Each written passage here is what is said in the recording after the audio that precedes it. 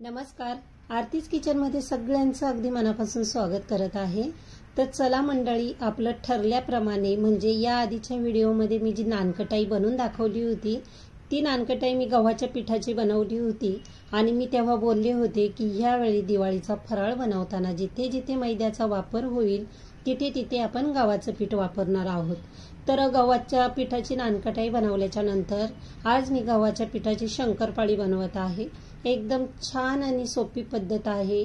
एकदम मस्त खुसखुशीत बिस्किटासारखी ही शंकरपाळी तयार झालेली आहे।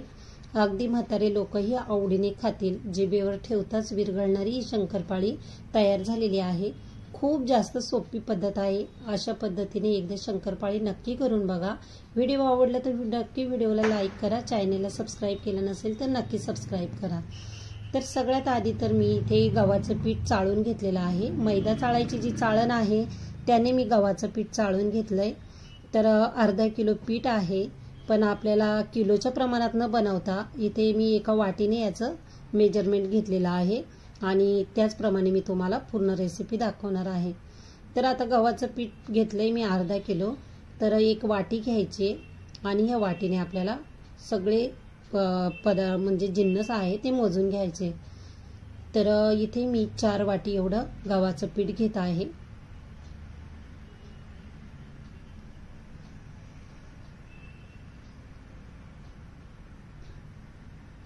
खूप शीग लागून इथे वाट्या घेतलेले नाहीये, एकदम सपाट अशा गव्हाच्या पिठाच्या 4 वाट्या मी इथे घेतलेल्या आहेत। तर आता इथे मी मोठ्या भांड्यामध्ये पुन्हा गव्हाचं पीठ काढून घेतले, ज्या भांड्यामध्ये मी चाळून घेतलं होतं त्याच्यामध्ये, कारण की भांडं आपल्याला पीठ मळण्यासाठी जरासं मोठं पाहिजे। त्यानंतर याच्यामध्ये पाव चमचा वेलची पावडर मी टाकून घेतली आणि मिक्स करून घेतलं। तर आता पीठ मळण्यासाठी आपल्याला पाणी लागणार आहे। तर ज्या वाटीने पीठ मोजून घेतलं होतं त्या वाटीने एकच वाटी इथे पाणी घ्यायचं आहे आणि एकच वाटी आपल्याला साखर लागणार आहे। ह्या एवढ्या प्रमाणे एकदम परफेक्ट आहे। यानी खूप जास्त गोडही शंकरपाळी होत नाही आणि खूप जास्त फिकीही राहत नाही। तुम्ही जर जास्तच गोड खाणारे असाल तर अजून पाववाटी साखर वाढवली तरीही चालेल। त्यानंतर 2 चिमूट याच्यामध्ये मीठ टाकून घेतलं आणि आता गॅस पेटवून याच्यावरती टोप ठेवायचा आणि एकदम याच्यावरती मिक्स करत राहायचं। तर आता याला उकळी येईपर्यंत इथे मी मिक्स करत राहिले आणि आता उकळी आल्याच्या नंतर आपल्याला गॅस चालू ठेवायचा नाहीये, लगेच बंद करून टाकायचा आहे। पाण्याला खळखळ उकळी आली की गॅस बंद करायचा आणि आता हे पाणी थंड होऊ द्यायचं। आपल्याला बिलकुल इथे गरम पाणी वापरायचं नाहीये, एकदम थंड पाणी वापरून घ्यायचं। तर आता इथे मी तूप गरम करून थोडंसं गरम केलं होतं आणि पुन्हा थंड करून घेतलं।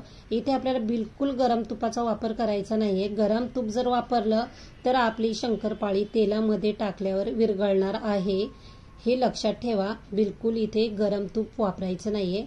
गरम तूप मी म्हणजे तूप जास्त घट्ट असल्यामुळे गरम केलं आणि त्याला पुन्हा एकदम थंड करून घेतलं।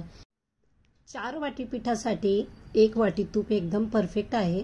तर आता याच्यामध्ये तूप ओतत असताना मला कॉल आला होता आणि कॅमेरा बंद झालेला मला माहिती नाही। तर आता याच्यामध्ये मी बाकी दुसरं कुठलंही ऍड केले नाही, फक्त तूप ऍड केलेलं आहे।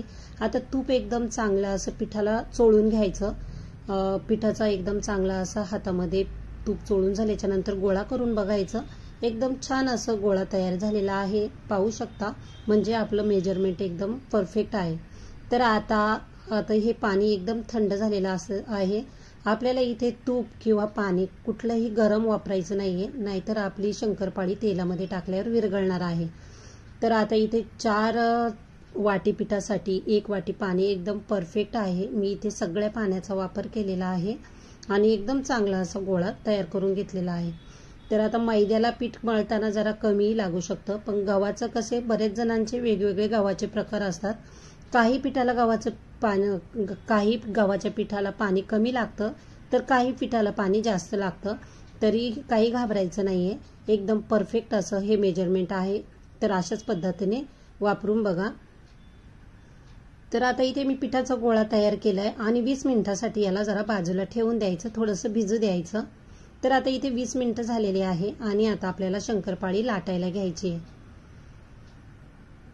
तर आता हे गव्हाचं पीठ असल्यामुळं मैदा आपलं मळून झाल्याच्या नंतर कडक होतो, तसे हे गव्हाचं पीठ आहे, बिलकुल इथे याला कडकपणा आलेला नाहीये आणि एकदम इझिली जसं आपल्याला मैद्याची चपाती लाटायला जड जाते तशी ही बिलकुल जड जात नाही। एकदम हलक्या हाताने अशी लाटून घ्यायची आणि मी इथे पुन्हा फोल्ड करून घेतले। फोल्ड करण्याचं कारण म्हणजे ज्या भेगा साईडने पडलेल्या असतात त्या पुन्हा आतमध्ये दुमडल्या जातात आणि शंकरपाळीला लेअरही चांगले लेअर पडतात, त्यामुळे इथे मी थोडंसं दुमडून घेतली।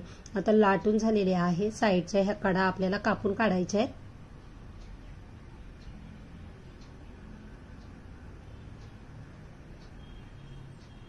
तर अशा ह्या कडा कापून काढायच्या आणि नंतर आपल्याला शंकरपाळीला आकार द्यायचा आहे। तर कोणी चौरसमध्ये कापितं, तर कधी कोणी शंकरपाळीच्या त्रिकोणी आकारामध्ये कापून घेतं।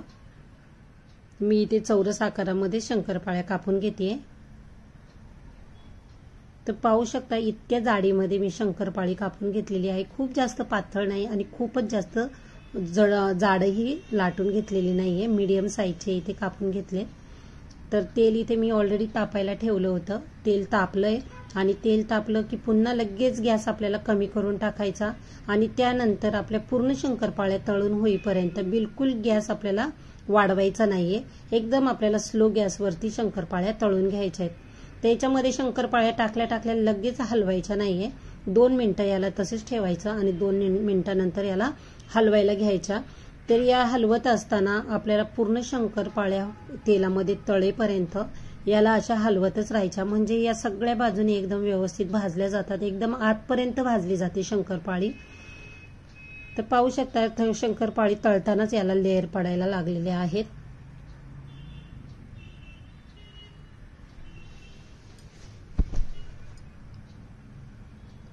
आता याला खूप जास्त लाल करायच्या नाहीये, इथपर्यंत कलर आलेला आहे शंकरपाळीला। शंकरपाळी छान अशी स्लो गॅसवरती आतपर्यंत भाजली गेली, तळली गेली आहे, त्यामुळे आता आपल्याला खूप जास्त लाल करायची नाहीये। तर अशाच प्रकारे बाकीच्याही शंकरपाळ्या मी तळून घेतल्या।